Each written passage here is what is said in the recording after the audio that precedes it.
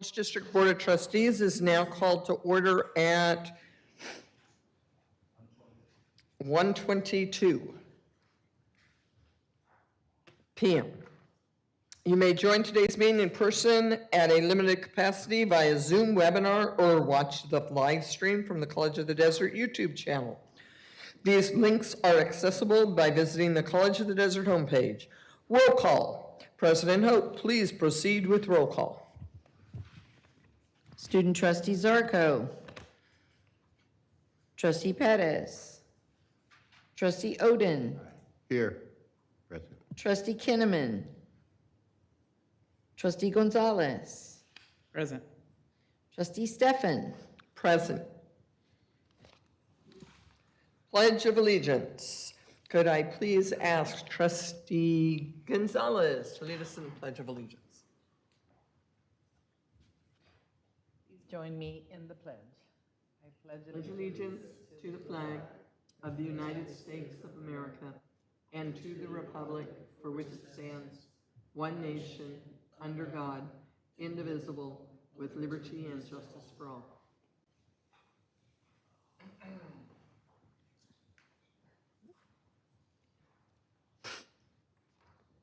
Agenda, confirmation of agenda. Are there any additions, corrections, or deletions to the special agenda for April 19th, 2024?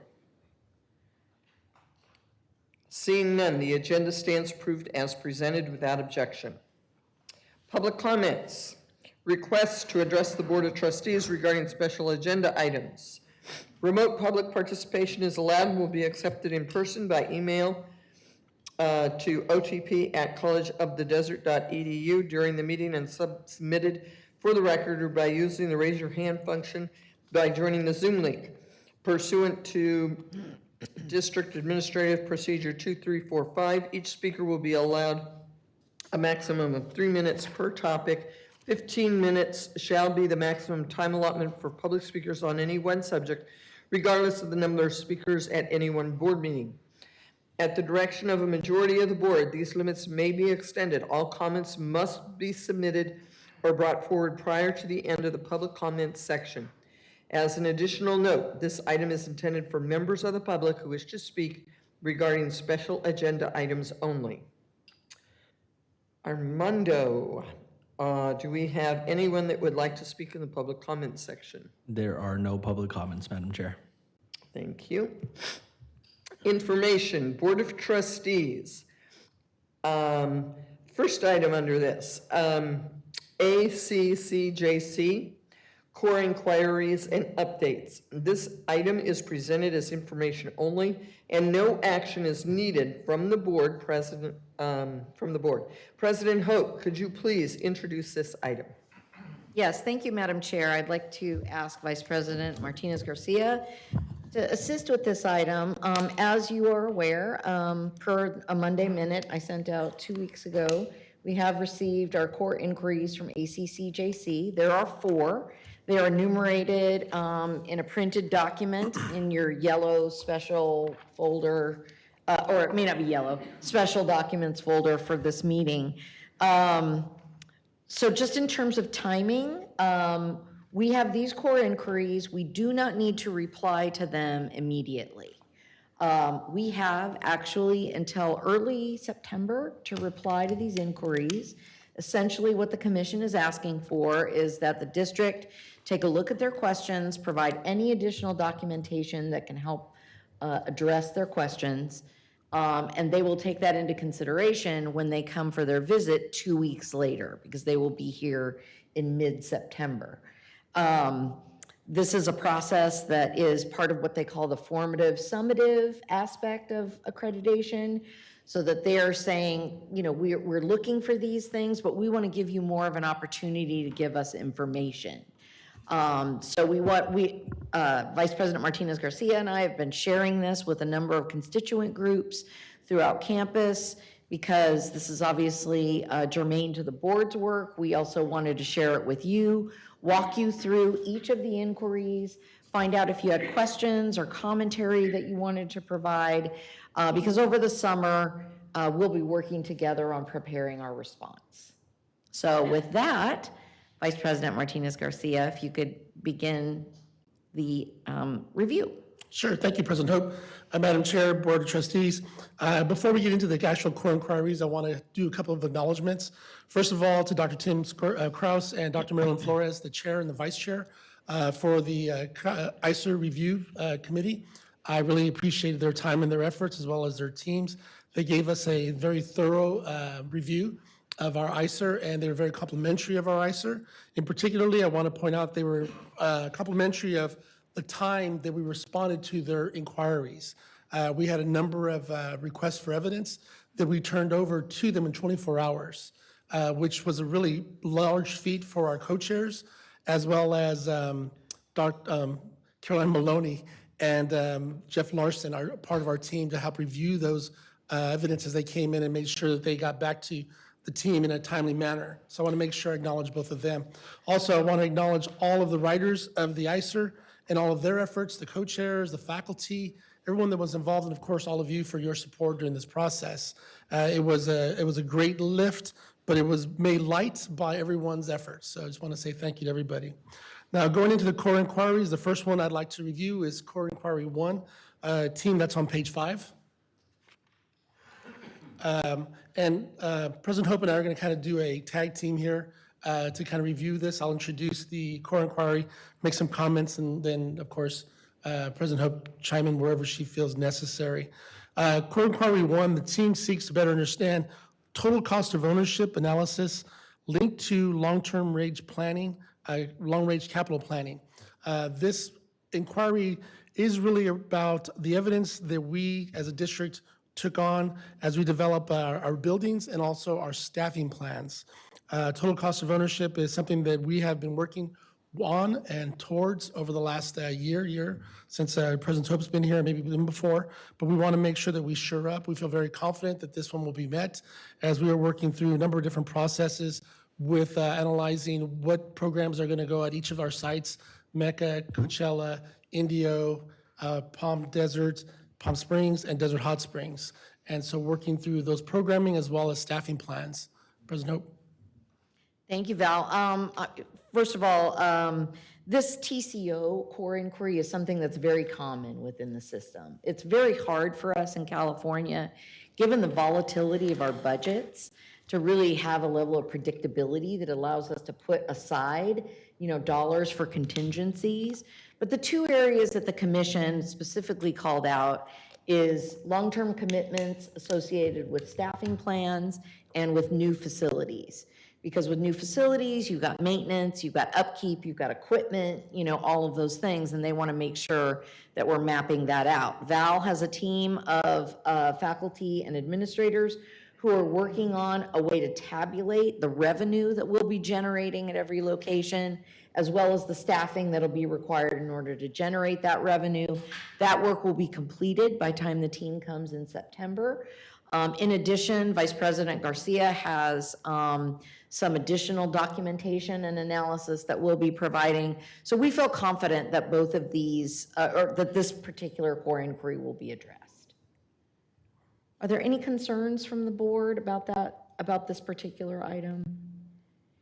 No concerns, but just for my clarification, I know that, with one of the large projects that is currently in the pipeline, does this speak to the concerns that I know have been brought forth by our experts in cautioning us to invest and to build out certain areas that did not meet this requirement? It doesn't in a direct way, but what it does speak to is when you open a facility, no matter the size, right? You need to know what kind of revenue that facility is going to generate and what it's going to take to operate and sustain it. And so what the commission is saying, we need to see more from the district in terms of that planning. So I don't think it directly addresses that, but perhaps indirectly. No, I don't mean it specifically to, obviously it's no secret. Right. Which, project I just am not happy with because, again, the expert advice was that we would not be able to sustain it.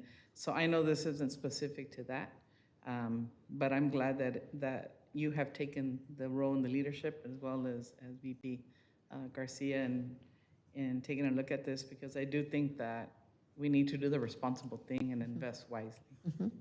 You know, so we need to stop with the political nonsense and all this and just stick to the facts and data and, you know, what we should be doing, which is our due diligence here. So thank you for that. Great. Next core inquiry, page 6.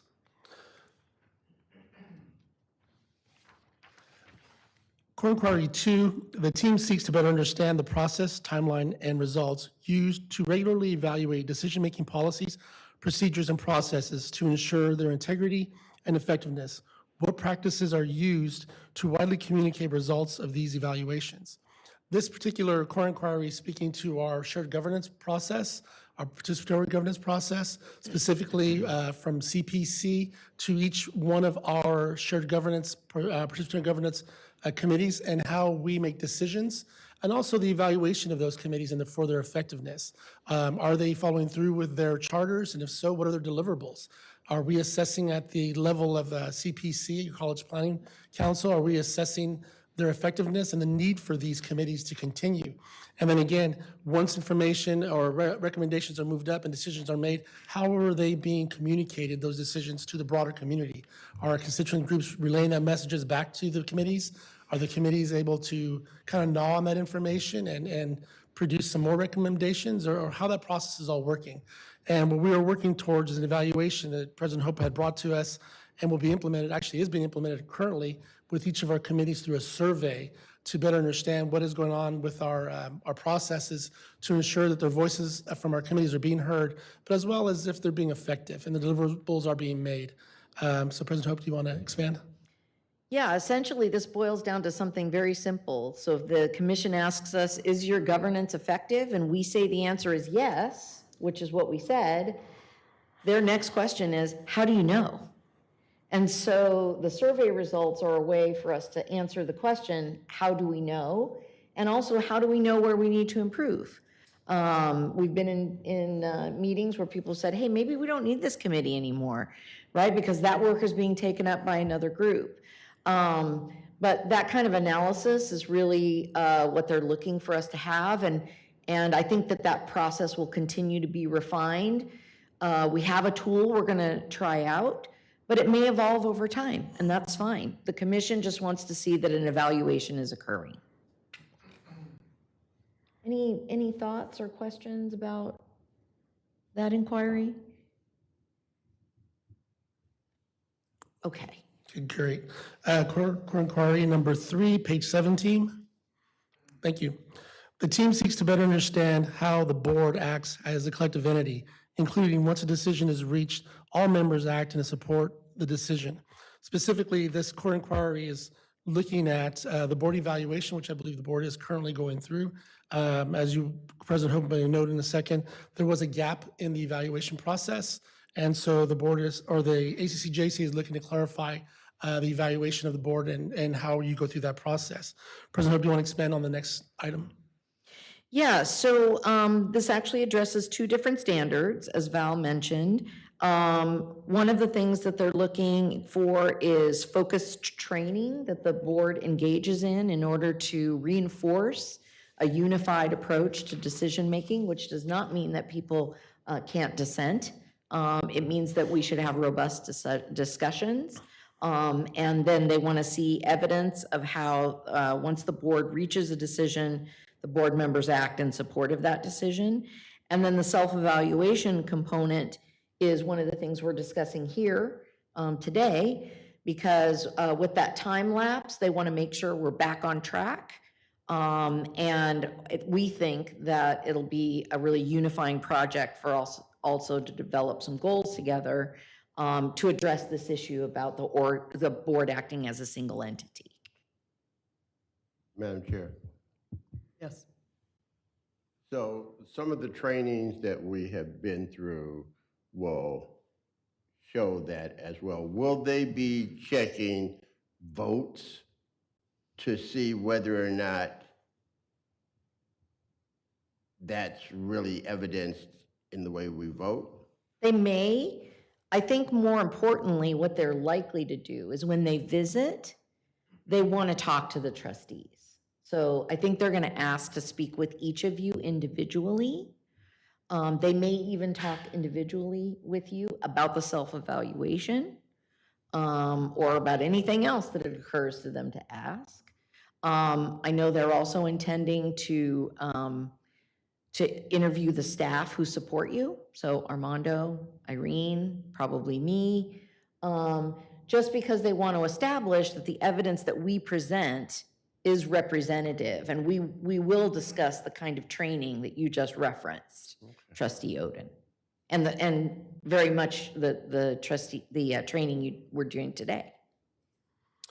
And I will note, the commission will be here the third week of September, so I'm sure it'll be on your calendars very, very soon, if not already. So you'll be more than prepared as far as time-wise is concerned. Okay, next core inquiry, page 8. Oh, sorry. A couple of Stefan. questions here. I'm looking down here, request for additional information, evidence, updated board area maps post-2020 census redistricting review. We don't have those posted on our webpage? We do, and we actually, Nicholas checked them, and they are correct. Didn't you check them, Nicholas? No? Armando checked it. Armando did. Okay, so we did check it to make sure that it was accurate on the website, and it is. So we're not exactly sure what they were looking at, but that'll probably be a thing that they follow up with when they come to visit, and we'll be able to confirm that what we have on the website is accurate. And there were, just of note, more than several items they were asking for evidence that we had, including the ICER, and/or were available to them, that they just may have missed, or we provided to them later. So it's not uncommon to see a duplicate request. Now I got another question. Minutes from board meeting upon conducting the self-evaluation, the board self-evaluation tool and results. We're doing that today, but we only have two people absent out of our 5 members. Is that going to be detrimental, or is it something that they can just watch the live stream, our 2 absent members, and make up? They can, also the board could recommend, that this is not the singular time that those results are discussed, if that's something that the board would like to do. So, we're introducing that as a topic today, but if it's something that there needed to be some follow-up on, and Jake, I think you want to speak to that. Yeah, just one quick note. I think one of the things that ACCJC looks for is just that the board is taking these matters seriously and is actually conducting a review at an open and public meeting, which the board is doing today. So even as long as there's a quorum, the board is acting and taking action and following through on its responsibilities.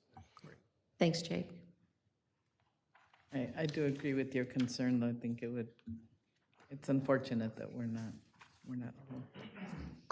And I actually, when you and I were at GLI and a few other things, because I did look at that, right, where once a board makes a decision. But they've also clarified for me that doesn't mean they're influencing or telling us that we have to vote or approve something. So, and I'm glad I've had clarification from legal counsel and a whole bunch of other experts. So just wanted to add that in there. Okay, ready? Yeah. Number 8, I'm sorry, we only have 4, I'm sorry. Page 8, core inquiry number 4, the team seeks to better understand the effectiveness and implementation of the college's adopted 7-year cycle for board policies and administrative procedures. We were on one cycle and we moved to a new cycle this last year.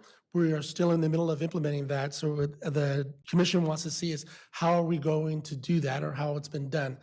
We feel very confident in the adoption of our new cycle. It'll begin in September. And so we'll definitely be ready for their visit and any of the questions that they have here for us. Yeah, so when I arrived, the primary driver for a lot of policy and administrative procedure review was when there were league updates. And then we also have EPPC, who also looks at policies that affect a lot of administrative matters related to students. But what the commission was really looking for is a more systematic approach. So what we've implemented is a common process with other systems, or that other colleges have also adopted, which is basically a chapter a year. So we did chapter 1 this year. We will start on chapter 2 in the fall. And we will still continue to review policies and procedures and recommendations from CCLC, but simultaneously, we'll put a special focus on chapter 2 to try to work through any necessary changes for that. And we will be able to confirm in September when they come that we're sticking to that timeline. All right. Anything else? Anything related to that particular inquiry? Any trustee have any more questions, concerns? Overall, I can tell you, Chair Stefan, that Val and I were very satisfied with our meeting with ACCJC. One of the things that I love that Val does is he talks about the inquiries we didn't get. Yes. Because there are a lot of inquiries that are common within the system that we did not have. Did you want to speak to that at all, Yeah, Val? you took the words right out of my mouth. Yeah, exactly. I think first of all, when the court inquiries come, there's right away a rush to be afraid. I think that's first thing is I don't think we should be afraid of any of the inquiries because as an institution, we are doing our due diligence, we're serving students, we're serving the community. Ultimately, that's what ACCG wants to see. And I think without a shadow of a doubt, the proof is in the pudding, whether you hear from community voices or you read in the paper or wherever you may go, College of the Desert stands alone and heads and above any other educational experience in the Valley. So that's not to be said or taken lightly. But with that said, the core inquiries that were not included in, or I shouldn't say the core inquiries that were not included, the inquiries that were not asked about, typically you would find in Chapter 1 or Chapter 2, Standard 1 or Standard 2 of the ICER. We had no inquiries from Standard 1 or Standard 2, specifically around DE or assessment. And typically what you see is across the state, colleges will get one or the other, or both. In this case, we got neither. So with faculty in those areas, Donna Green, Corbin Wild, Chrissy Camacho, who deal with assessment and DE, really have done a great job promoting and perpetuating the idea that these are very important aspects of what faculty do, and they do very, very well, and they really make sure that we are adhering to the standards, or we really progressing as a college to make sure that they're taken care of. So we should be really celebrating that we did not get any findings, in this case, core inquiries, around those two areas. All right. That is good, and I mean, with any of this, all it can do is help us be better. Yes, that's right. To me, that's, Shouldn't be afraid of it. no, that's what findings are for, right? You need to do some work here. Thank you. All right. Thank you. And I need to say that Vice President Martinez Garcia has really taken on the lion's share of the work with accreditation, and I appreciate him very much for his leadership. Thank you.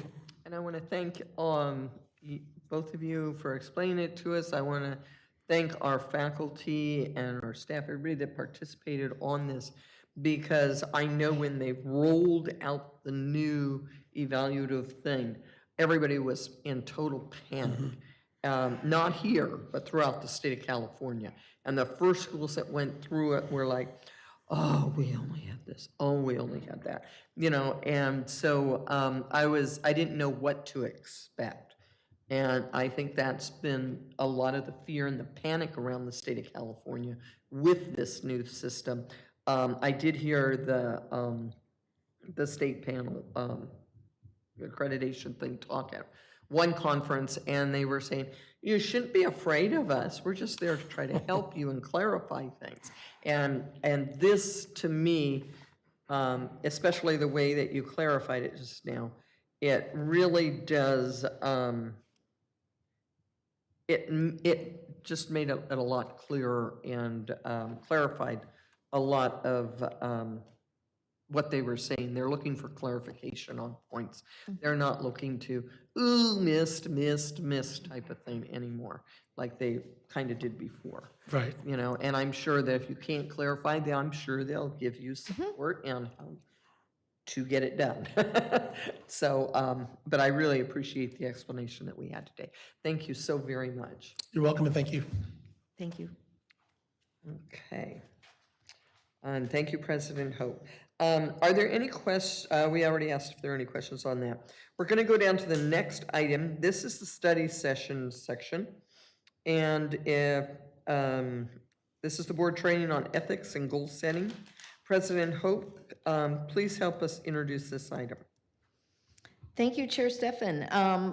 One of the reasons that I felt so committed to bringing on a general counsel for College of the Desert is to not only build a coherent legal strategy, but also to support the board directly with any training that they felt that they wanted or needed. And because we've got a core inquiry around training from ACCJC, and because we're talking about goals, it seemed like a good time to just reintroduce some common concepts. And Jake is going to provide a little brief training session on that for us today. So, General Counsel Knapp. Thank you so much, President Hope, Chair Stefan, members of the board. It's a pleasure to be with you this afternoon to talk briefly about a topic that we could spend a much longer time on, truly. But I do want to, it seemed like an opportunity as we're talking about accreditation and the core inquiries that we received, and the fact that we're going to be discussing at this special meeting the board's self-evaluation and setting goals. I sort of wanted to help frame the way that all of these pieces fit together for the board. At least that's my goal today, is to talk a little bit about the board's role in the accreditation process, because there are specific things that ACCJC, the Accrediting Commission, looks to you, the board, for as far as standards go, and I want to make sure that the board is educated and aware of what those are, as you may be having conversations with them later in September. But also how the accreditation standards play directly into best practices in your roles as individual trustees and your authority as individual trustees and as a collective unit, and then also how all of that plays into COD's mission and vision and values, and then kind of wrap it into the self-evaluation. So it's a little bit of a journey, bear with me, and please do feel free to interrupt if you have any questions as we go along, but that's sort of where we're hoping to go today. Okay, so in your packet, you'll see that you have a copy of this guide that ACCJC issued just last November of 2023, which is a guide from the Commission on the roles and responsibilities for governing boards in the accreditation process. And I think I have a bit of a unique perspective on the accreditation process in California. I've had an opportunity to help other districts successfully get through accreditation cycles, but also in my former role with the State Chancellor's Office, I've been involved in litigation with ACCJC. If you're listening, everything turned out fine. No hard feelings, anyone. But we've been in litigation and so looked at it from the macro level, some issues with accreditation for California community colleges generally, but also while I was at the State Chancellor's Office, I participated and assisted a couple districts when accreditation didn't go well for a community college district, and the state chancellor had to appoint a special trustee to essentially take a district into receivership. Not anything that anyone takes lightly or wants to do, and there's no risk of that here, but it expresses the importance of accreditation and how important it is to us as an institution and how well we're doing at COD in the accreditation process. It really is a unique animal. And we're well on the way to a successful accreditation here. But again, I want to make sure that the board is knowledgeable about the accreditation standards that apply to boards of trustees. So in that handy manual that was just referenced, and for those in the public, it's available publicly on ACCJC's website as well.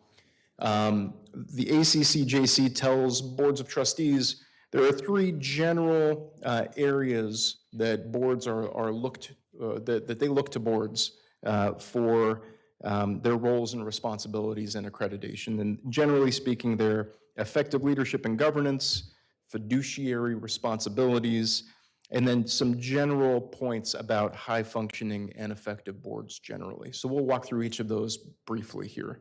So first, on effective leadership and governance for boards of trustees, ACCJC tells us that the governing board's responsibility for institutional effectiveness is exercised through its policymaking role and the delegation of policy implementation to the institution's CEO. So drawing attention there to the distinction that ACCJC makes between the board developing policy, which is absolutely the board's role, and the operations or effectuating those goals, which is within the purview of the president that you hire to do the operational side. And they drive the point home here by talking about how boards are to focus on policies and goals that focus on the what and not on the how.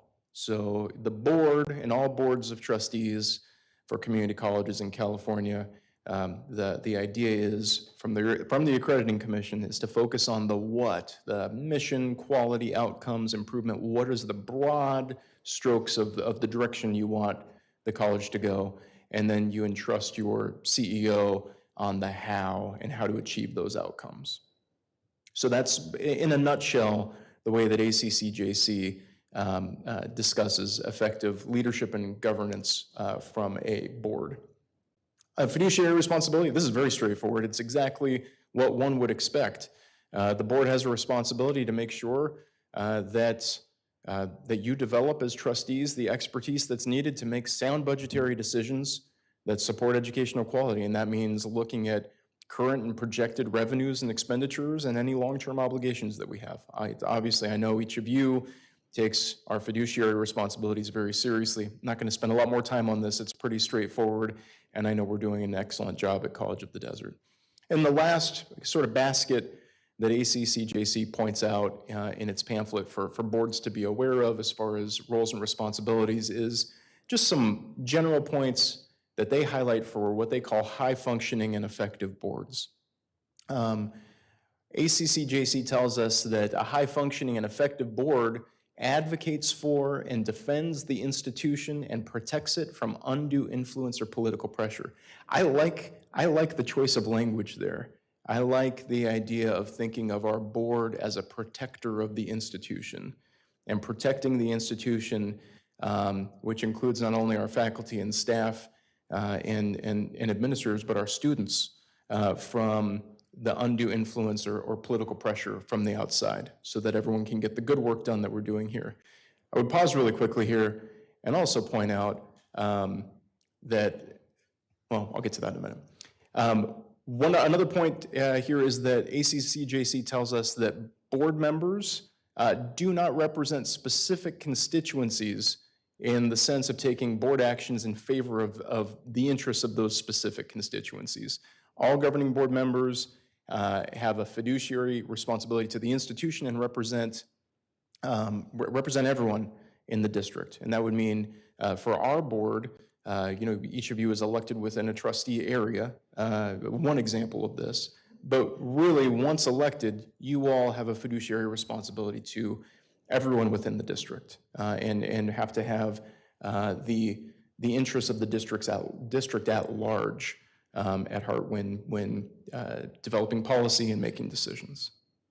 And they drive the point home, talking about how there can't be any implied obligation for a board member to serve a specific constituency group. Again, pointing out that the obligation of the fiduciary responsibility you have as a board member is to everyone within the district.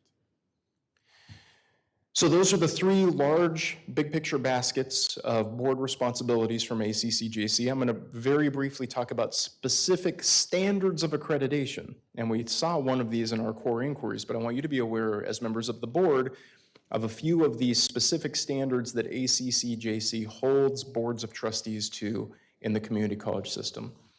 Standard 4.4 says that acting through policy, the governing board takes responsibility for the overall quality and stability of the institution and regularly monitors progress towards its goals and fiscal health. So again, we're going back to the fiduciary responsibility for fiscal management, which we discussed earlier. And also, there's a reference here toward the goals of the institution and the goals of the board, which ties directly into what you'll be discussing later today when establishing some board goals. Standard 4.5 really speaks to the relationship between you as the board and your CEO, and puts a little more meat on the bone as it relates to, the board's responsibilities to select and evaluate the institution's CEO. I know that the evaluation piece is coming up soon for interim President Hope, And we talked at the regular meeting earlier today that the board is going through the process of recruiting a permanent CEO for the institution. So that's part of this portion of the accreditation standard 4.5. And again, the governing board gives the CEO the full authority to implement board policies and ensure effective operations. So that distinguishing between the roles of the board and the CEO. And then the last standard that I'll point out for you all that relates directly to members of boards of trustees is that the governing board functions effectively as a collective entity to promote the institution's values and mission and fulfill its fiduciary responsibility. I will say that I've had the pleasure of representing probably 15 to 20 different boards and commissions through my career. And not every board that I have advised or sat with has always acted as a collective entity. That's the way that these things work from time to time. Now, other types of public agencies don't have accreditation commissions that are, cities and counties and special districts. But I've been at board meetings where I've literally had a board member jump out a window when a debate and discussion wasn't going the direction that they wanted. I've had board members use language on hot mics that would lead to discipline for members of our staff within the organization. And I can't tell you how pleased I am to be working with this collegial group and excited to continue moving that forward within College of the Desert. So ACCJC tells us that they have specific review criteria for this section standard 4.6 as far as acting as a collective entity. So here are some of the specific things that they'll be looking at. And this is one of the pieces that was flagged for us, right? And so anticipate when ACCJC comes to visit that these are the specific criteria that they may ask you as trustees about. First is that the governing board outlines its expectations for working as a collective unit in support of its mission. You have adopted a board policy related to the way that board members conduct themselves, and we'll talk about that just in a minute. Another review criteria is that the board demonstrates the ability to act in the best interest of the institution, independent from undue influence. And then finally, once a collective decision has been reached, board members individually demonstrate their support for board policies and decisions. So I just wanted to flag these for you as we're going through the accreditation process as some of the specific review criteria that ACCJC looks at when going through the accreditation process. Any questions at this point? I'll keep rolling along. No, but thank you for the compliment. You got it. Yes, Trustee Gonzalez. Nobody's jumping out of it. I suppose that's a fairly low bar, but we'll take it. So just a reminder, so now that was the specifics of the accreditation standard. Just a quick reminder here, because it seems like an appropriate time to do it. Some of the best practices for trustees. An individual trustee has some authority, certainly, but the district acts through the board, right? And the board acts only as a majority. So an individual trustee doesn't have authority to direct the district in a particular way. It's if we have a majority of the board moving from a policy perspective, the district in a direction, that's when we have direction from the board, is when the board acts as a majority. And again, a single trustee doesn't have the individual power authority except and unless a majority delegates that authority to him or her. So just again, a reminder about the authority of individual trustees vis-a-vis the authority of the board acting as a majority. So here are some responsibilities of individual trustees that you as the board have adopted through Board Policy 2715. So this is directly out of Board Policy 2715. A few of the responsibilities that you have imposed upon yourselves are to work with colleagues in a spirit of civility and cooperation in spite of differences of opinion. Again, no jumping out of windows. There are no windows here, so I guess we're okay. I guess they're maybe a little too high, yeah. We're not Superman. I know.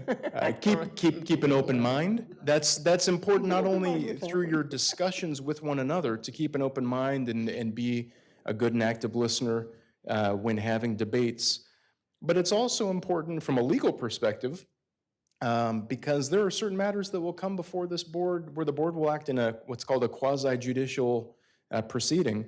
And we have to make sure that the board is acting with an open mind to make sure that we're affording folks due process. So acting with and keeping an open mind is important for the board.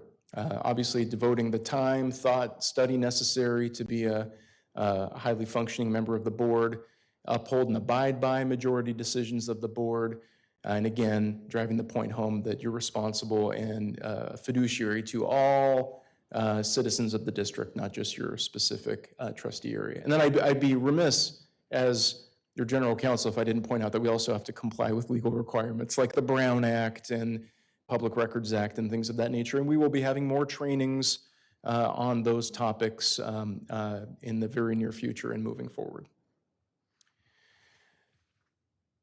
So the ACCJC, kind of switching gears here into goal setting, because that's what you all will be doing next at this special meeting. Again, ACCJC tells us that by establishing policies and goals that focus on the big picture, the what, that is the way that you can be a high-functioning and effective governing board that demonstrates your mission-directed leadership role. And once you've established those high-level goals, you can trust that your CEO will operationalize and implement and attain those goals for the district. And just a reminder that the board is the public face of the district, and you're the manifestation of the college's mission and vision and goals. We're going to briefly, just as a reminder, show you what the college's mission, vision, and goals are, because I think that's sort of an important central point as you're about to embark on discussing goals for the board. Just remind ourselves what our adopted mission, vision, and values are. And again, a reminder, because I had to remind myself, sometimes I get these confused, right? The mission of the organization defines what we do, right? The vision defines where we want to go, and the values speak to how we operate and what core principles guide us in achieving our mission and vision. So here's our mission, College of the Desert's mission. We're an inclusive, student-centered community college providing high-quality degree, certificate, and transfer programs that are accessible, affordable, and responsive to the diverse needs of students in our community. So students first. By preparing workforce professionals and leaders, the college enhances the local economy, closes persistent equity gaps, and improves the quality of life in the Coachella Valley and surrounding communities. Just a reminder, kind of centering ourselves on our mission as you're about to discuss goals and go through your evaluation. College of the Desert's vision is to provide a culture of diversity, equity, inclusion, and social justice while continually improving community access to relevant training, certificates, degree programs, services, and transfer opportunities. And finally, our values are listed here: access, collegiality, diversity, equity, inclusion, and accessibility, fiscal accountability, empathy. I love empathy as a value. You don't see that in every organization, and that really speaks to me. I think that's fantastic. That's an adopted value of the district. Innovation, integrity, social justice, and student success. So I just highlighted a few of these that to me seem to directly relate to your roles as trustees. I mean, they all do, but these really stood out to me. We've talked about fiscal accountability. Obviously, that's a major and important role of the Board of Trustees. I think we'd all agree collegiality is extremely important as you're the face of the district, and as we're discussing important items, we encourage, this is directly from the value statement for the district. Under collegiality, we encourage open dialogue, respectful dissent, and varying opinions in an inclusive forum. And I like to think that that forum could be here in the boardroom. And then integrity, we take accountability for our actions and communicate openly, honestly, and with authenticity. And then empathy, we listen to each other compassionately with open minds and without judgment. And I think that those would all be great values for us to take into any part of our lives, but I think especially as we're here in the board chambers. So as you're moving into setting board goals, again, you want to be big picture and focus on the what and not the how. Just a reminder, both from the ACCJC standards and just best practices for goal setting. And it really is an opportunity for the board today to align your goals with College of the Desert's mission, vision, values, and the strategic educational master plan that was adopted last year. I believe, President Hope, is that right? Yes, it was adopted last year, so you're all very familiar with that. And then finally, this does tie all the way back into the accreditation standards, right? Establishing clear goals for the board is a way for the board to hold itself accountable and put forth a unified front based on your shared interests and meet those accreditation requirements consistent with the accreditation standards. And with that, that's it. Are there any questions from the board? As always, I appreciate your time, so thank you very much. Thank you very much, Jake. That was very, very informative, very well done. If any trustee has any questions, none? Very good, okay, good. No questions, but Comment? going through this material, I found it to be inspiring that these are the things that we should be doing, and this is what the community expects from us. So, thank you. Puts a lot of clarification there. Okay, now we're going to go into the discussion part, excuse me. This is the board's self-evaluation results and preliminary goal setting. So there is a little sheet in there that says overview of board evaluation findings. And it has a section on areas of strong agreement and areas of diverse opinions. And I'd like to go through that with, let's see, board self-evaluation results. President Hope, please help us introduce this item and provide some context for the discussion. Thank you, Chair Stefan. I think there's an intersection between the board findings of the evaluation as well as the goals. So, you know, what I wanted to do to try to help the conversation is just to acknowledge areas where there was strong agreement among the trustees as it relates to the self-evaluation, and then also to identify areas where there was more diversity of opinion, which there may be more training options that we could explore to support that. But at the same time, some diversity of opinion is also not a bad thing. So just wanted to include that as part of our discussion. So here are the areas of strong agreement, that policy is the primary voice, right? Which really reinforces the training that Jake just gave, that you all understand that the way that you communicate from the dais is through your policy decisions. And so there was a lot of agreement around that. That the board has strategies for involving the community. I know many of you have attended community events with me, or you go to community events by yourselves. And it's important that the constituents see you out in the community and that they know that you're engaging with them and that they can approach you and include you in their discussions. There was also a lot of clarity around the board and the CEO roles, what Jake just talked about in terms of the board taking on the what, right? And the employees of the district executing the how, right? And so that was an area of agreement. The other area was that the budget reflects the college's priorities. And I think Vice President Garcia has done a very good job at keeping the board informed as we go into maybe a little bit more levels of risk based on the California budget. I'm sure we'll be doing that more and more in order to make sure that our budget is being used in a way that reflects the board's policies and priorities. There was also strong agreement about understanding the board's responsibilities, which Jake just really kind of reinforced today, and a lot of strong convergence around the fact that your job, and mine too, but yours as elected officials, is as advocates for the college. And so I think that's a really nice set of strong convergence in the board's thinking. Any thoughts or observations about that list? Does that resonate with you? In terms of our discussions? Okay. Then areas where there were some diverse opinions. One seemed to be around board unity. And I think that is largely attributable to differences in opinion around policies.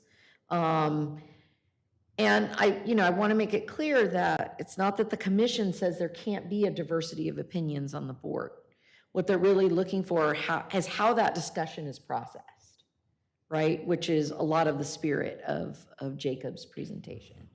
Is it that, or is it once the direction has been given, whether or not we follow through? Well, I think from the perspective of policy, once the board sets a policy, I think there's an expectation from ACC, JC, that the board is going to follow through on that decision. I also think that they create room for or space for there to be a diverse set of opinions around policy, writ large. And I don't know, Jake, if you want to assist in that answer. I think that's right, and I think ACCJC also realizes that, and it's not just at College of the Desert, right? Imagine at LACCD, or even amongst the Board of Governors, even though they're not subject to accreditation, a 17-member board, there will always be differences of opinion. But some of it is just that the general understanding that the board acts through a majority, and that when decisions are made and the board and the institution is moving in a direction, that there's a general still continuity of the civility that we discussed, and an ability to support the CEO in the implementation of the policy directives that have been given through a majority of the board. You can be ever so civil and not go with the direction and policy that the board has approved. True. Except individual board members don't act alone, right? You only act as an entity, That's right. Yeah, okay. right? I guess I didn't mean to cut you off. No. I think that's exactly right. And Trustee Oden, to your specific question about what the commission will be looking for when they come here, do they look at votes? Do they look at implementation? The answer is probably yes. They will look at any and all of that, and it will depend largely on the group of folks that they send out here, and what they have heard and talked about before, and the types of questions they want to ask. So we don't know exactly what the team that's coming here will ask about specifically, but I think that would all be fair game. Thanks, Jake. Which kind of we've been talking about really what that second bullet is as well. The room for dissent, but also that the board acts as an entity, right? Both things can be true at one time, right? The encouragement of cooperation to engage in policy and operational issues. This is kind of an interesting one because, as Jake just was talking to us about, the policy is the board's purview, operations is the purview of the CEO and the employees of the district. But certainly we always want you to be apprised of operational issues, especially as they may influence policy, right? So there is a convergence there too. And then a focus on policy rather than administrative matters. There seem to be some differences of opinion there. And those are things that we can have further discussions about, further training about. We can continue to support the board as the group thinks through differences of opinion or is engaging in policy and operational questions. Because, it's important to note that even though policy is the board's lane, operations is the next step over, right? And I need to be accountable to you for how we do things. And so automatically you're going to have questions about how things are executed, even if that's not within the purview of the board's decision-making. Are there any questions or thoughts about the areas where there was more diversity of opinion? Does this list also resonate? So let's say if we were looking at the what and the how. We would want to know whether or not when you are implementing the things that we ask, if we're still maintaining the overall vision of the college, and whether or not you are using the values that we say that are important to us. Okay, Yes, sir. all right. And so a good, example of that is, you have in different ways directed me to grow enrollment, right? That's an important part of our fiscal picture. And in response to that, I've given you a plan about how the college is intending to do that. You need to know about that plan, right? Not only because it's of interest to see that your vision is executed, but also to ensure that it aligns with the values and the vision of the college, right? So the two things work together in the same way that we work together. And those things would be a part of how we evaluate you. Correct. That's right. So you're setting a vision. I'm responsible for executing that vision.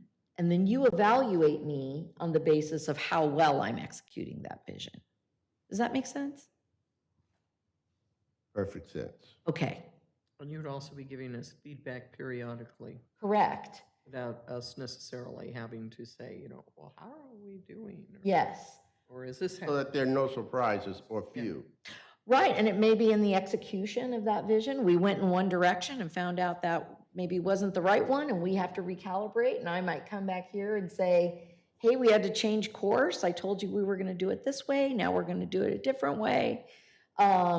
And so not because you're trying to intrude on the execution, but because you want to ensure that the policy is being implemented, right? Or the goal is being implemented, right? So I hope that clarifies.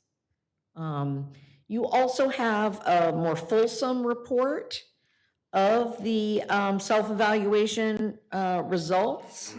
It's a long document. I don't know that we need to review it at this moment in detail, but something that you might want to digest. And that I used that document to come up with these generalities just to help familiarize the board with some of the takeaways. That's, No, sir. It's board self-evaluation results. It's oh this yeah. one right here. Oh yeah, I got that one. So that's the backup, essentially, of what I just shared with you here,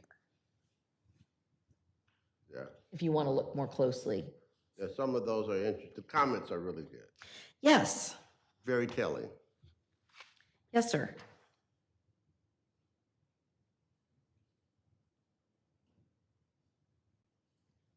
Any additional questions or thoughts? Obviously, what we'll be doing with the commission is we will be saying, yes, we completed this task. We'll provide this as evidence. We can revisit to the extent the board would like. But it's very important, based on what we got from our core inquiries, that we catch up with our timeline and do this on a regular basis. I think that that's important, and I think that what we're doing here today is important as a board, and we have a quorum. But I think it's also important that we do something supplementary to catch our other board members up so that we're all provided the same information, even if it's just a review at the same time. And I think Vice Chair Gonzalez shared that concern or that opinion. And so, whatever direction the board gives for us to put it on the agenda, of course we will. Okay. Well, I'm not suggesting a date and time at this Okay. point, but on the agenda for sure. Okay? I want to thank whoever compiled this because it's really interesting, I think, to look at the self-evaluation part at the top and then have the rating for the board evaluation at the bottom so that we can see how we rated ourselves and then how, as a group, we rated our, Yes. our group so that, we can compare that. I just think it's very interesting that, This was the first time that we did the individual. yes. It is. Because usually boards don't evaluate themselves individually, we're supposed to look at ourselves as a group.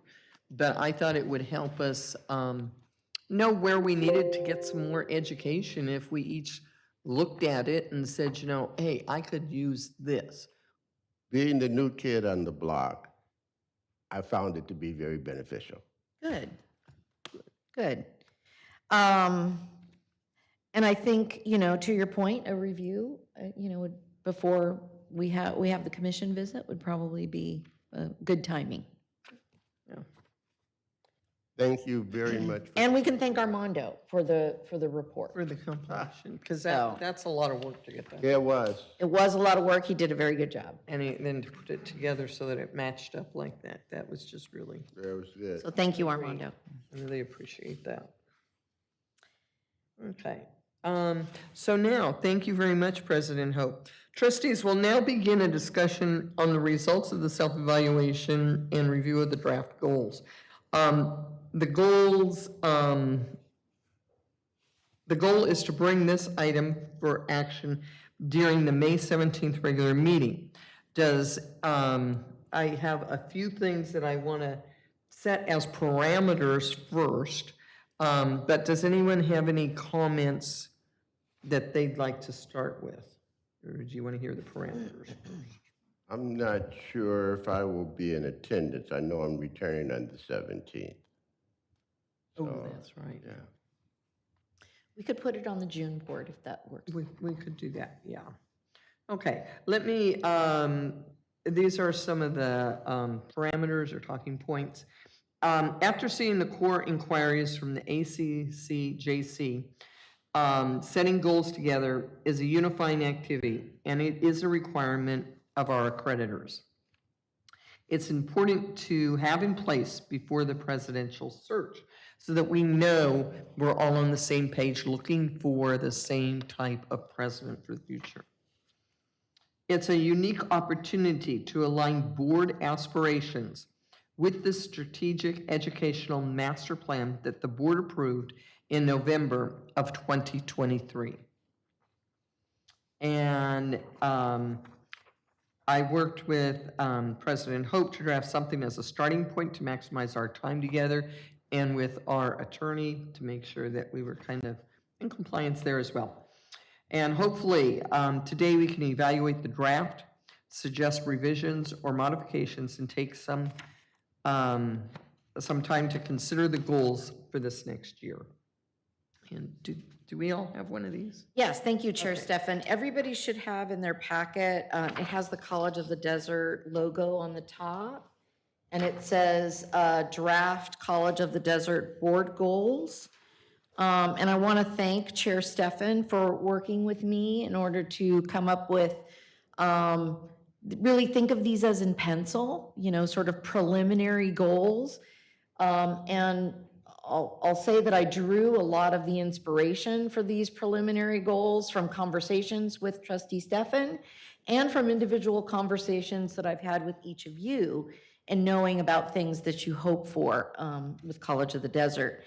So in getting a chance to take a look at these together, one of the things that Chair Stefan suggested is that we think about these, Jake talked about them as baskets. I sometimes use buckets. Whatever container floats your boat is fine. But we kind of thought about these in terms of 3 different categories.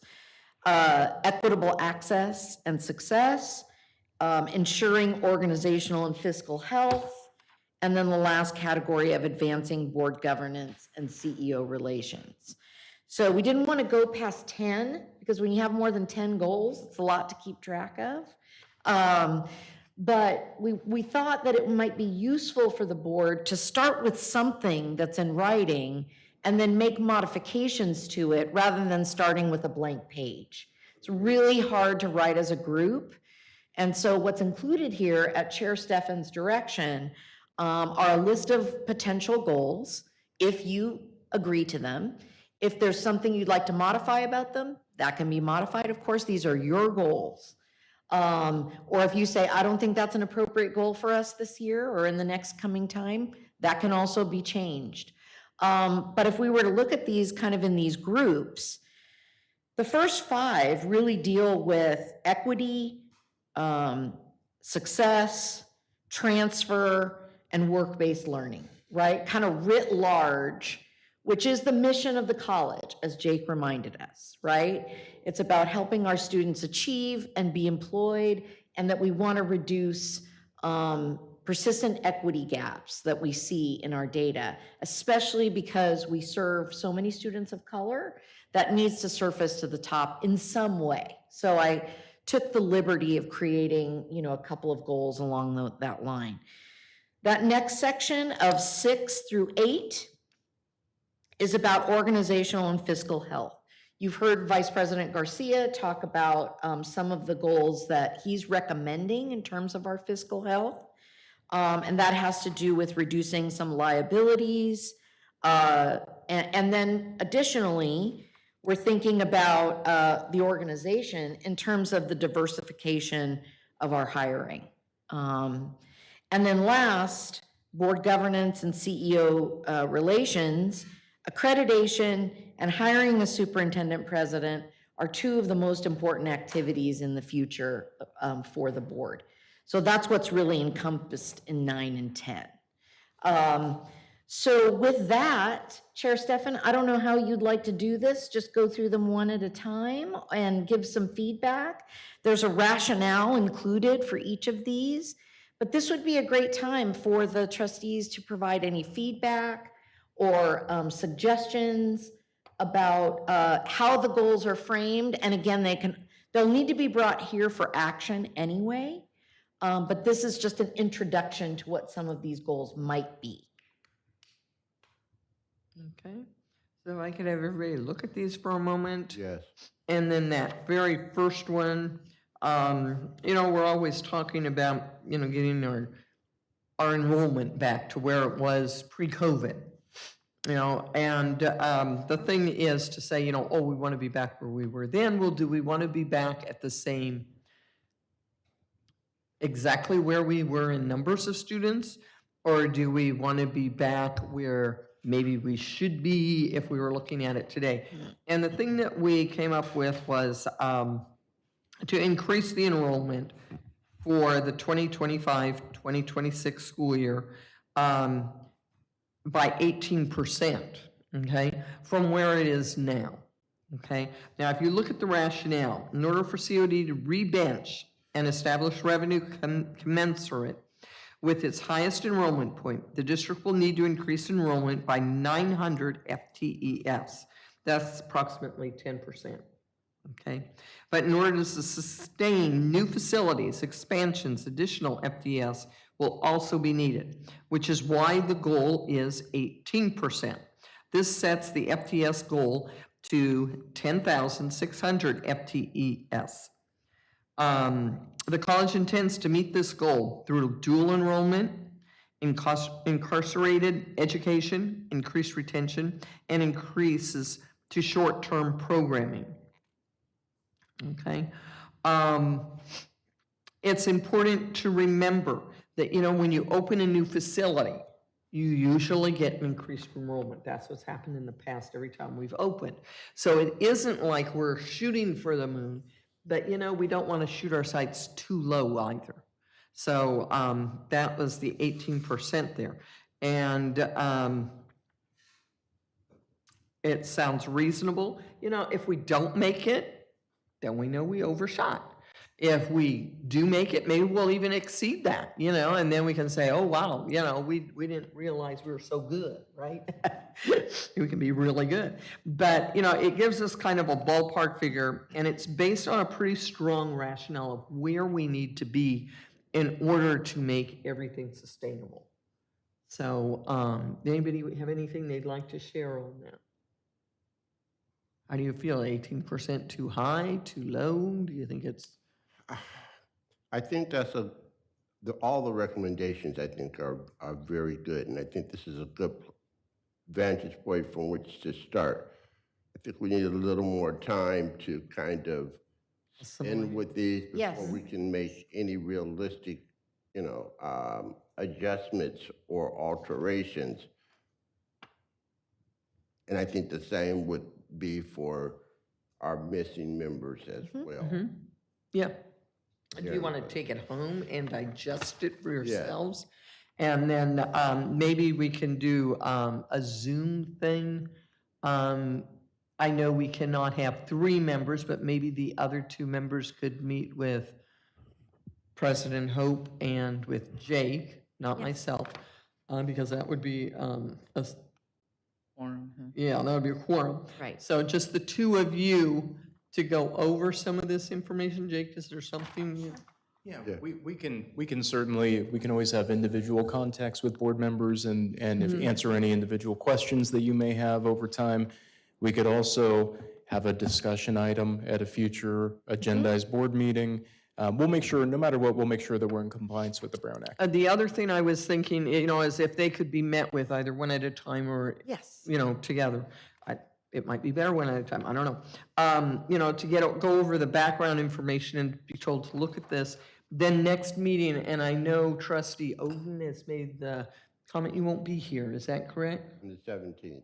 No, you won't, so you won't be at our meeting. So maybe we could have an open discussion then with the other board members, and you could submit something in writing that, anything that you wanted added to the discussion to be considered, and then we could vote on it in the June meeting.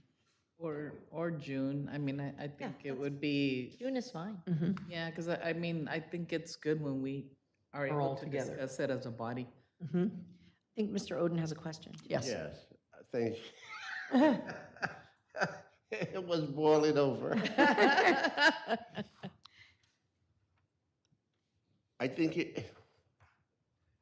it would be important to hear not just what we want to accomplish, but some of the plans about how we plan to implement these, yes, that would be important. And I'm glad that you noted that, because some of, especially as it relates to 1 through 4, Yes, the answers to those questions in large measure are in the collateral material that Nicholas prepared about our enrollment increases and engagement.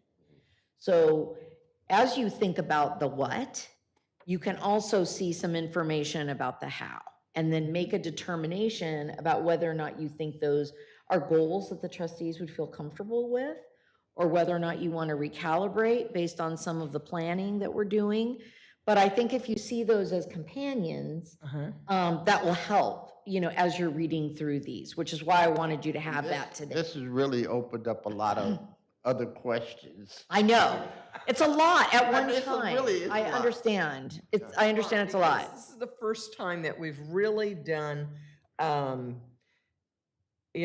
accreditation, kind of going over that, and then going over our evaluation. And like you said earlier, we now have an individualized evaluation as well as a board evaluation that we've encompassed in here, and we didn't really go over item by item. I noticed one of my trustees trying to digest it item by item, and trying to race through it. But, to really digest it, it really does take time. It does. And then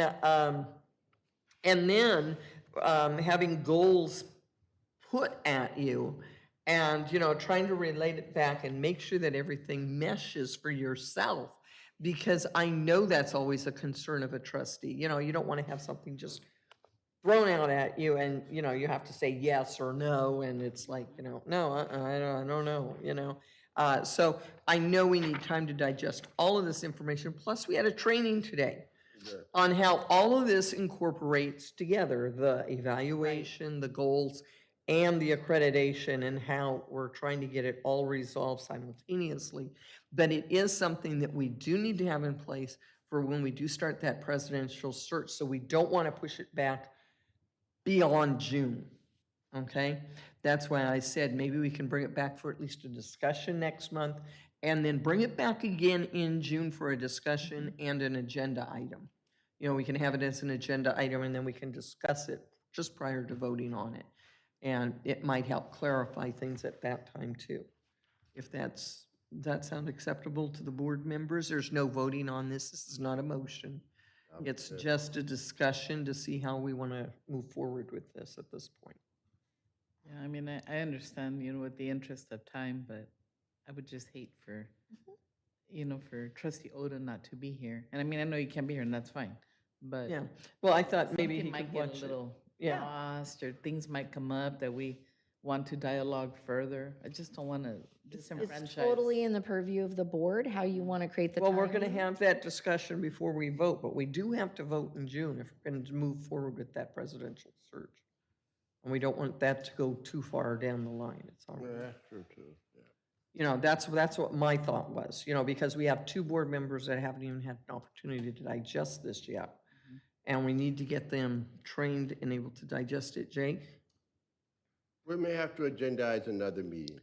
Yeah, I was just actually about to propose the same, trustee Oden. and Oh, the- great mind. Yeah, yes, and average minds think alike, as my grandmother always said. It is, we can certainly do a special meeting, or we could, trustee Stefan, you mentioned that you're concerned about a June. I think you connected it to the search process. Just a reminder to the board that we probably will have our search consultant under contract by the beginning of, or early in June. But that doesn't mean that we will have any sort of recruitment on the street necessarily even by July. So there may be a little more time and flexibility there than we think, but we can work with you as the chair to schedule appropriate meetings for the board moving forward. So then this won't impede the process for the search? No, I don't believe so. Okay, good. I know you said that right now, and I'm thinking. I think as long as it's finished by the end of summer. And what we don't want to do is send out a thing that say, this is what we're looking for, and then come back and maybe we've changed a lot of this around and we're not searching for what we thought we were going to search for. Or we're I just not, want to make sure. we don't have that- our goals. That we don't put that message out there that somehow this is going to impede No. the search, because I don't think anybody's interested in prolonging that process. Yeah. Yeah. I think we all agree on that one. Is it useful then to just kind of walk through these rather than anything? Yeah, why don't we do one walkthrough so that we at least know what we're Okay. doing and we can walk through the information with the other board members? Okay, Do you want to? sure. So number 2, we kind of introduced that big one, which is increasing enrollment. I think the big question there is not whether or not the trustees want us to increase enrollment. We know we need to, it's by what measure, right? By what measure? Number 2 is increased degree attainment among Hispanic Latinx students by 5% by 25-26. Again, the rationale being, we would want our degree attainment to be parity with the population that we have. And since there are some lagging indicators, we know we have to do a better job of ensuring that our students of color achieve their goals. And so this particular goal addresses that need for more equitable representation in that achievement data. And since, what a 5% increase would look like is about 500 students. That's a pretty considerable growth. It by no means addresses the gap entirely, but it's a pretty substantial jump for a year, which is really what we're looking at. We're going to try to meet that goal through increases in connectivity and belonging. As I've mentioned to the board before, we just approved a contract with a company called EdSites, which has weekly texting to students and then allows us to use that data to reach out to students immediately. So we might send a text that says, how are you feeling about your financial situation? And if a student texts us back and says, I'm actually in crisis, then we have that data and we can reach out to that student immediately. We haven't had actionable data like that. The other thing that we're hoping will help us with this particular indicator is access to education through dual enrollment. We're working on a big push with dual enrollment, and also our transportation program, right? Those things combined will hopefully yield that result. And the board can think on that further. Then number 3, increasing degree attainment among African American students by 10% by 2025-26. We have approximately 1,200 African-American students at College of the Desert. Any kind of shift that we make in improving this metric of 10% would mean over 100 students that we increase their achievement. Again, we're looking at the same kinds of interventions on number 2, also being effective in number 3, increased connectivity through the texting, access to education, and transportation. So all 3 of those. Number 4 is increasing the number of students who successfully complete transfer level math and English in their first year. That's a really important key indicator of transfer completion.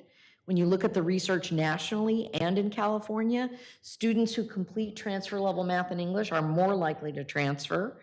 And I will say candidly, the number at College of the Desert is nowhere near what it needs to be. Right now, currently about 100 students finish transfer level math and English in their first year. That number needs to be 10 times that big, at least. So both the English and math departments have been working on co-requisite support courses for students in transfer level English and math, and counseling has now adopted a policy of including transfer level English and math in their education plans. So again, number 4 is also going to affect 2 and 3, right? These work together. The other thing that's important, I'm sorry, sir. Did you say something? They all work together. The other thing that I'd be remiss if I didn't mention it, because I know this is one of the indicators that Rod and I have talked about, is the student-centered funding formula also includes an incentive for the numbers of students who finish transfer level English and math in their first year. Every one of those students who completes that goal represents about $1,000 to College of the Desert. So, right now, we are not really maximizing the revenue associated with that particular metric, as well as the student success component. And number 5, increase work-based learning opportunities for students in high-demand sectors. This is one of the things we're going to work on, expanding cooperative work experience for our students sooner in their career rather than just when they leave. We also are following up on leads for additional internships and apprenticeships, which will not only increase FTES, but it also promotes employability. So all of these are tied to achievement, employment, and equity. And again, the trustees, I know you want to think about it, but I just wanted to give you kind of a little overview. And it's interesting because we mentioned the fact that it was one of those key performance indicators, and that means more money, because the next part is on fiscal health. That's And correct. that is a big issue right now, because I know a lot of districts throughout the state are starting to lay people off, give them those little pink slips and things, because they know they don't have the money to keep them. And I know it's going to be a tight year for negotiating any contracts and all. That's correct. And a lot of the goals that are drafted here in terms of organizational and fiscal health are things that Vice President Garcia has already shared with you in his analysis. So one of them is increasing the ending fund balance to represent 5 months of operating expenses, which Vice President Garcia has already indicated he thinks is a sound and conservative goal. I don't know if you want to speak to that at all, but you and I have discussed this many times, and I know you've introduced it to the board before. Yes, one of the things, the goals that we're trying to reach is to reach the 50 million mark for our fund balance. One of the main things for that is when we go into fiscal crisis, statewide or district-wide, is it allows us to be able to not have to borrow money in case of deferrals or any funding not coming to the district either by deficit or deferral. Because as we know, borrowing money just costs more money anyway. So that's one of the goals that we want to have. Part of one of the new resolutions and new codes is no longer do we have that 5% reserve. It's really probably closer to 12 to 14% that we need to have anyway.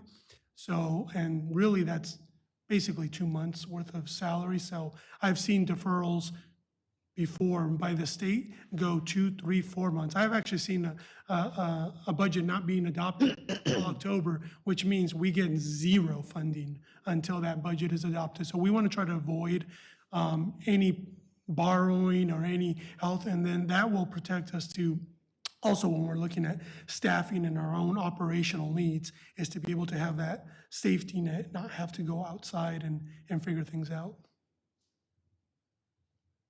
So it really adds up to not only security, but cash flow, right? Which are two primary considerations in terms of the fiscal health of the organization. The next one is also related to something that Vice President Garcia has shared before, which is to eliminate or reduce College of the Desert's post-retirement benefits obligations. So we have a plan to try to do that over the next 5 years. But again, it's just like paying off a credit card, right? It's a good idea to do that because it just ends up costing you more later. Don't know, depending on how the economy goes, whether or not we'll be able to eliminate that obligation. But that's why I put eliminate or reduce, right, up to the board's discretion about how they want to approach it. But it's another metric of fiscal health, right? That you don't have that kind of liability hanging over the district's head. Did you want to say anything about that too? Yes, one of the things that we have to do for the OPEB liability is do an actuarial every 2 years. We've actually just completed the new one, and actually our liability has come down a bit, which is great. So it was a little bit over 10 million. It's now somewhere in the 9 million mark. So that helps us because obviously I don't have to contribute as much to be fully funded. But fully funded does two different things. It not only shows that we're fiscally sound and we have put aside enough funds in order to actually be able to pay for our retirement benefits, but it also frees up our pay-as-you-go funds that come out of our normal operating budget. So once you're fully funded, you could actually start funding the pay-as-you-go out of that OPEB irrevocable trust. So a lot to think about with that one, but we need to think about our short-term and our long-term responsibilities, right? That's what each of these represent. And then number 8 is to support increased diversity hiring per the college's EEO plan among all employee groups, but especially faculty, so that the campus community more closely resembles the college's student demographics. The part-time and full-time faculty are the least diverse and least represent our student population. So we do have an EEO plan with strategies that I know Vice President Galindo has talked to the board about. And that includes things like removing specific characteristics of candidates so that they are not subject to some implicit bias from a committee. But the other thing that we are talking about are hiring fairs, doing more on-the-spot hiring at universities, making sure that our adjunct pools are representative of the local universities, not just universities out of the area. And so we have some work to do there, but we think the job fair and some of the tracking mechanisms that Vice President Galindo is putting into place will help us with this. This is a problem statewide. This is a problem nationally. But in California, especially when you go into a budget crisis, it's hard to effectuate, right? Because you hire fewer and fewer faculty. But we will always be hiring part-time faculty. And so we need to think about that, given the fact that we tend to select about 60% of the time when we choose a full-time faculty member, it has come from one of our part-time pools. So if your adjunct pool isn't diverse, your full-time pool won't be either, right? So they're connected. And this is a value that several of the trustees have shared with me. And so that's one of the ones that I wanted to bring forward as a consideration for the trustees. And then the last two are about advancing board governance and CEO relations. So concluding the formalized accreditation process and implementing any recommendations from the commission. as appropriate. We've spent a lot of time talking about accreditation today. We are likely to get some recommendations from the commission, and as we've all discussed, that's how we get better. And so the board taking action to be responsive to the commission will be an important part of our next chapter. And then finally, to recruit and hire a permanent superintendent president who will lead the college into the future. So those last two items are very near goals, right, within the next year.